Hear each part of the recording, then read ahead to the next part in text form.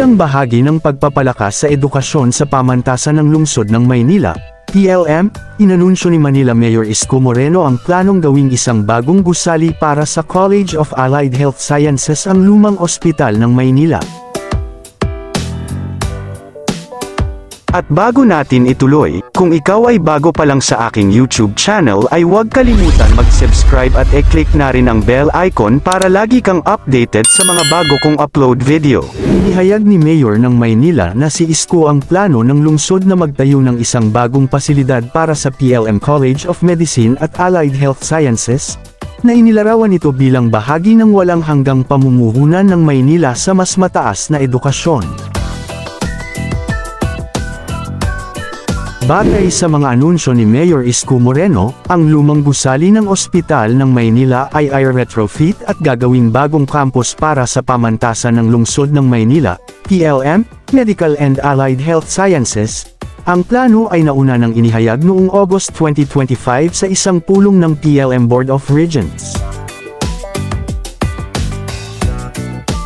Sinasalamin din ng alkalde ang kanyang mapagpakumbabang pagsisimula at kung paano ang kanyang mga karanasan bilang isang mag-aaral sa pampublikong paaralan ay humuhubog sa kanyang mga programa sa edukasyon at kapakanan para sa mga mag-aaral ng PLM at Universidad de Manila.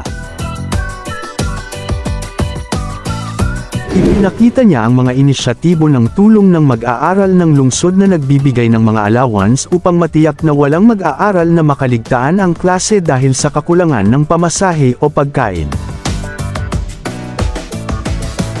Nagbigay din ng pasasalamat si Mayor sa mga guro at magulang, na tinawag silang mga kasosyo ng lungsod sa paghubog ng susunod na henerasyon ng mga pinuno.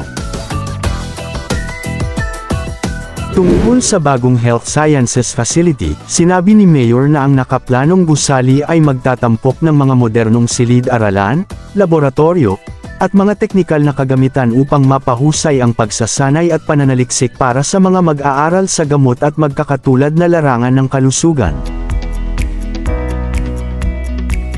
Ang proyektong ito ay sagot sa dumaraming pangangailangan para sa mas malaking espasyo at mas magandang pasilidad para sa mga mag-aaral ng mga kursong pangkalusugan sa PLM.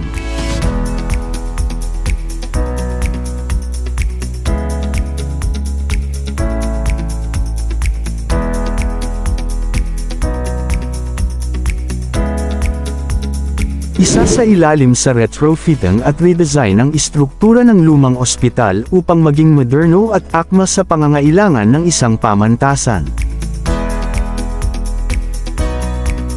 Bukod sa mga mag-aaral ng medisina, inaasahang makikinabang din sa bagong campus ang College of Nursing, College of Physical Therapy, at iba pang allied health sciences.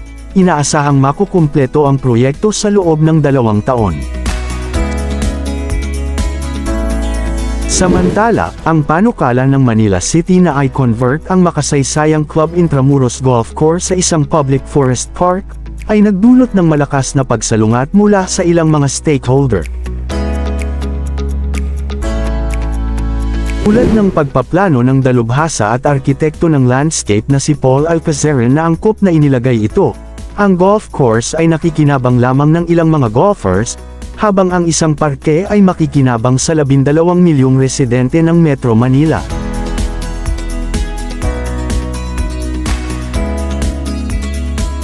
May imagine sa pinakamahusay na mga kasanayan sa disenyo ng parke, ang site na ito ay maaaring maging Heritage Central Park ng lungsod na hindi lamang nag-aalok ng libangan ngunit pinalakas din ang pagiging matatag ng Manila.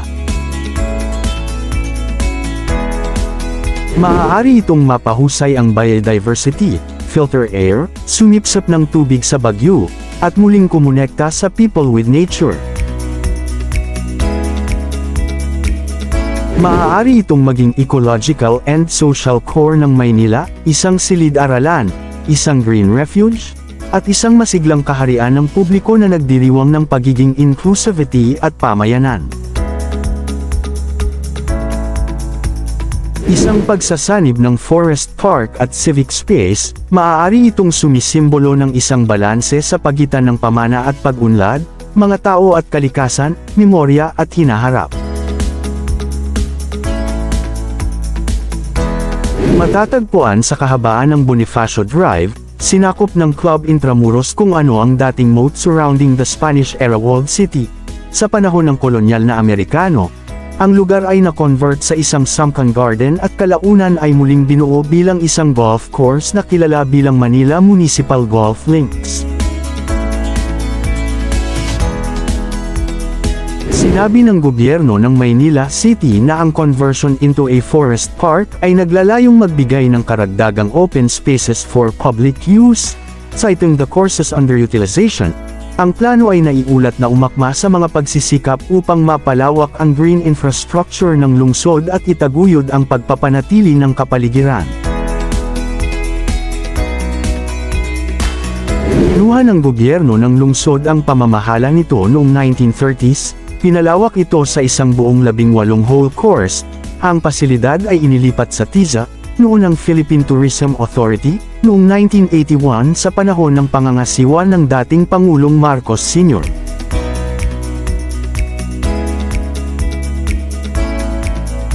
Ang mga gawa sa pagkukumpuni na pinamumunuan ng nabanggit na taga-disenyo ng golf na si Andy Day ay isinagawa sa panahon ng Pangulong Fidel Ramos, isang masugid na manlalaro ng golf na sumuporta sa paggawa ng makabago ng kurso. Ngayon, ang Club Intramuros ay nakatayo bilang isa sa mga pinakalumang golf course sa Pilipinas, marahil pangalawa lamang sa Iloilo Golf and Country Club sa Santa Barbara, at nananatiling isang tanyag na patutunguhan para sa parehong mga lokal at expatriates. Habang ang mga petitioner ay nagpahayag ng suporta para sa mga inisyatibo sa kapaligiran at ang paglikha ng higit pang mga green spaces, hinikayat nila ang gobyerno na isaalang-alang ang mga kahalili tulad ng modernisasyon o pagsasama ng eco-friendly, sa halip na full conversion. Sa halip na burahin ang golf course, hinihikayat namin ang mga stakeholder na isaalang-alang ang pagpapabuti, modernisasyon, o pagsasama ng mga napapanatiling kasanayan ng hindi sinasakripisyo ang pamana at mga benepisyo sa ekonomiya na ibinibigay na, sabi ng pahayag. Sa ngayon, ang kapalaran ng Club Intramuros ay nananatiling hindi sigurado na suspinde sa pagitan ng pagtulak para sa mga greener public spaces at growing call to protect a century-old symbol of Manila's cultural and sporting history.